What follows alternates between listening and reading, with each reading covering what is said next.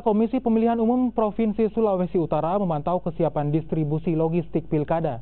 Logistik pilkada akan didistribusikan 4 hari jelang pilkada serentak. Ketua Divisi Teknis KPU Sulawesi Utara Yesi Momongan mengunjungi kantor KPU daerah Sitaro. Kedatangan mantan Ketua KPU Sulawesi Utara ini untuk mengecek kesiapan logistik KPU daerah Sitaro.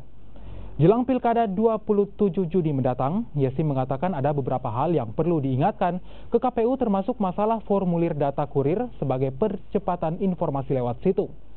Hal ini dilakukan agar warga bisa mengakses dan melihat langsung hasil perhitungan lewat portal KPU.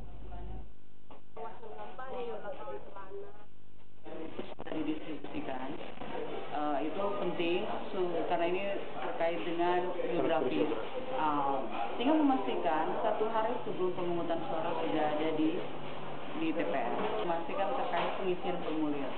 Ada data kurir dari TPS yang langsung ke KPU lewat situng. Nah, situng ini menjadi informasi awal pergerakan perolehan suara dari 4 pasangan calon, sehingga kita terbuka ke masyarakat